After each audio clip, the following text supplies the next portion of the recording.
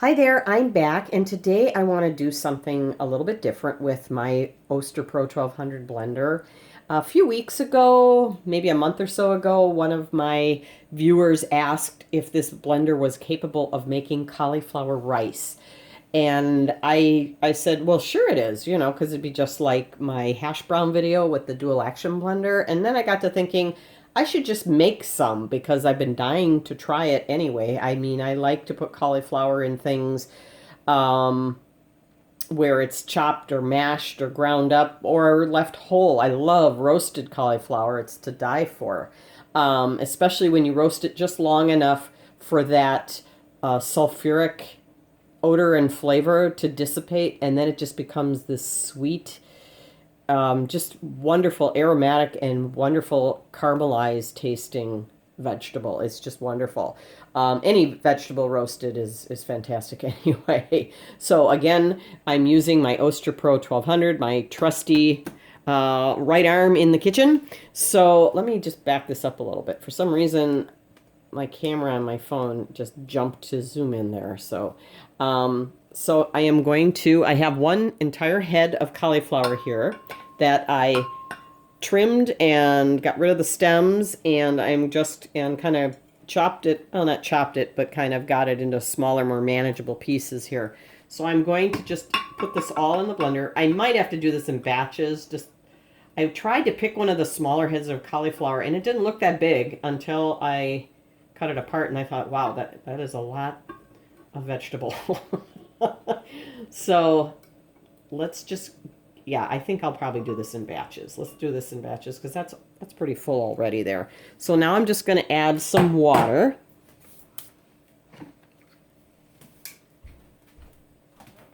And I'm going to add cold water.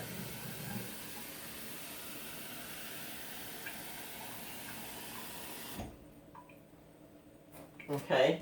I don't want, not that this blender is capable of it, but I don't want any friction from the blades to heat up and actually cook the vegetable. You see the water line is right here. You want to put in enough water to pretty much cover the vegetables you have in there. And those are slightly buoyant, so I didn't need to bring, the water all the way up to the top.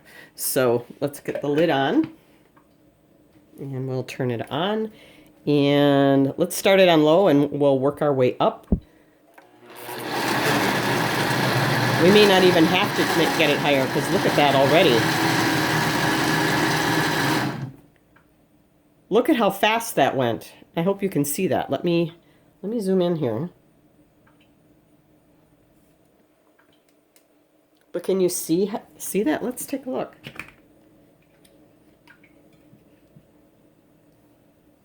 Yeah, we have cauliflower rice. Let me get some of the water off of there.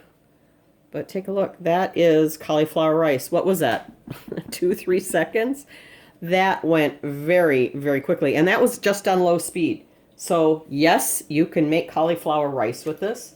I'm going to just blitz that a little bit here.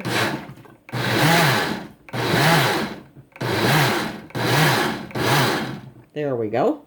All right, let me strain that and I'll put the rest in and I'll be right back.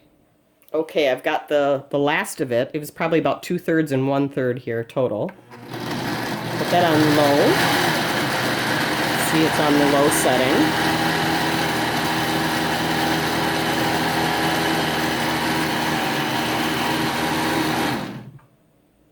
That was incredibly fast. And again, I probably should have explained this in the beginning, so I apologize. When you do this in a blender, you definitely want water in here because it helps the blades. You need a vortex going in the bottom here. And if you were to just do this dry, like you were putting it in a food processor, you'd be constantly stopping and pushing it down, and your motor's going to get really hot because it depends on some liquid to keep things going. Raw vegetables like potatoes, broccoli, cauliflower are firm enough to stand up to the water, and then you just need to drain it off and you're good to go. If you want it drier, then the vegetable dryer, when it's done, you just need to just drain it, like even use the heel of your hand or a fist to gently press the water through the strainer, and then maybe press it in some paper towels or a kitchen towel. So I will drain this now. And then I want to show you something else.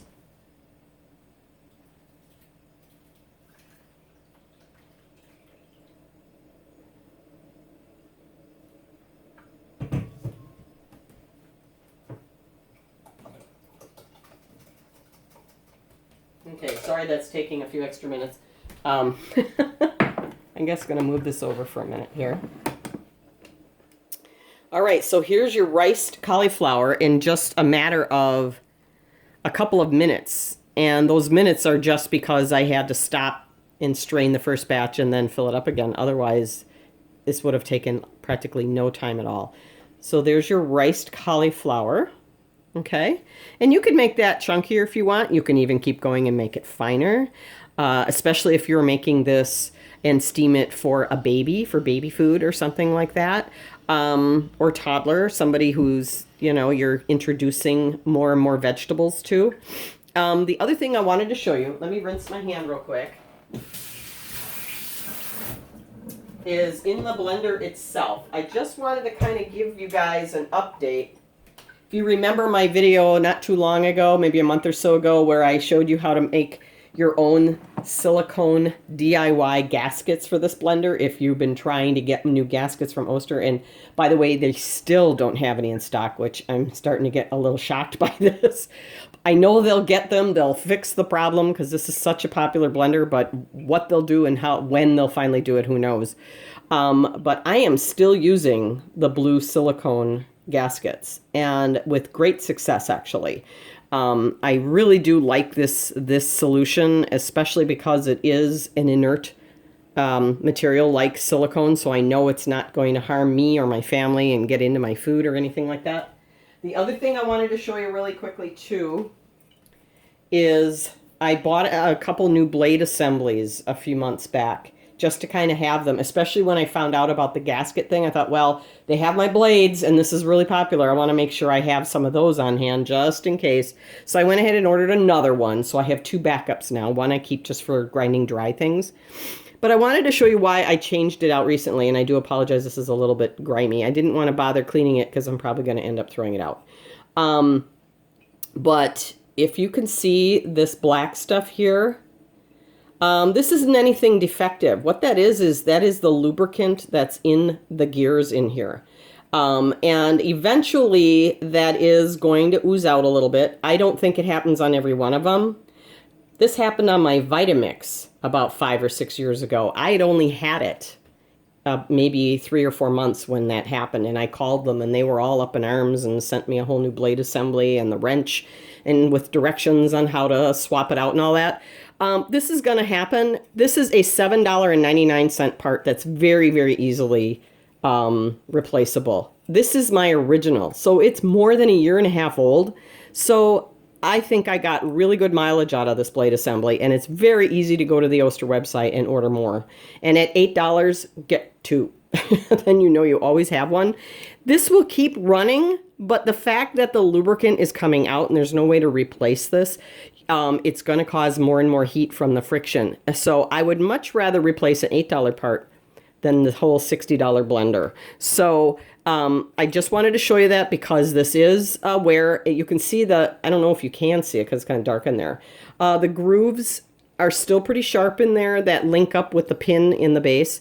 But once this comes out, that doesn't matter anymore. You don't have to wait for that to be ground smooth in there to get a new blade assembly. If you see any of this oozing out, just, it's not an emergency, but that's your cue to get on the website and order 1 or 2 more, you know, order another blade assembly.